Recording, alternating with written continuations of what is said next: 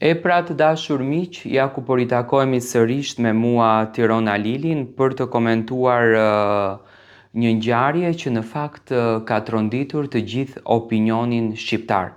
Më është kërkuar jashtëzakonisht shumë që ta komentoj në fakt një koment që po qarkullon në rrjetin social TikTok lidhur me DJ Gimbon. Unë nuk dëshiroja ta komentoj pa siguruar informacione të vërteta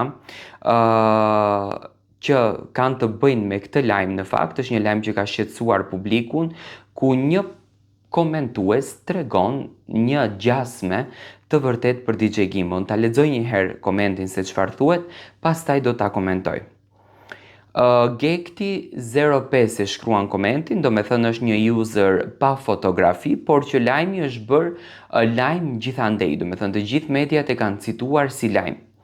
Jam i stogut, thot, ky hajn e ka për Gimbon, e kanë rreh policia për hajni do me thënë është për vjedhje, e ka mashtru një djalë të mitur me vjedh dukat në shtëpi, dhe 2 vajza të mitura. E ka pas rastin në polici, e sa për bab, ai ja ka marrë gruan koqshis, i ka shkatru 2 familje. Kjo fundi i brollogut. Do me thënë, ky zotëri në fjalë thot që babai Gimbos ka marrë gruan e komshis, ka shkatëruar familjen, ndërsa Gimbo pas ka detyruar një fëmijën të vogël që të vjedhën Flori në shtëpi, edhe do me thënë t'ja jep lekët gjasme Gimbos. Tani, unë jam interesuar shumë për këtë informacion, do me thënë kam pyetur njerëz të afërt, miq të Gimbos në Kosovë. Nuk ekziston një rast i tillë. Ne jemi, do me thënë, kemi pyetur edhe në policinë e Prishtinës, kemi marrë të dhëna, nuk ka një dosje të tillë që Gimbo ndonjëherë ka qenë i denoncuar për një rast të tillë, do me thënë kemi kërkuar me emrin personal të artistit në fjalë.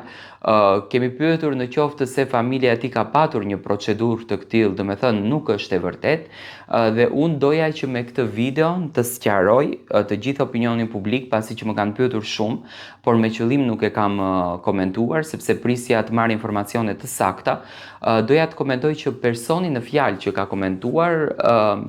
komentuar ndoshta nga mlefi dhe nga inati, sepse bëhet fjalë për një TikTok user që nuk duhet ju besojmë dhe nuk duhet të bëhen tituj kryesor. Këtu në fakt shoh dhe një gazetari pak jo profesionale, sepse nuk mund të bësh titull gjigant kryesor që të qarkullon nëpër të gjitha mediat bazuar në një koment. Kjo është shmenduri dhe doja t'ju sqaroj që Gimbo është një djalë me të gjitha format, do me thënë djalë i mrekullueshëm, një djalë që ka ditur gjithmonë të dhuroj dashuri, të dhuroj pozitivitet, të dhuroj energji të mirë dhe e ka bërë publikun për vete me qetësinë shpirtërore, ashtu siç gjesti vitin e kaluar ka fituar.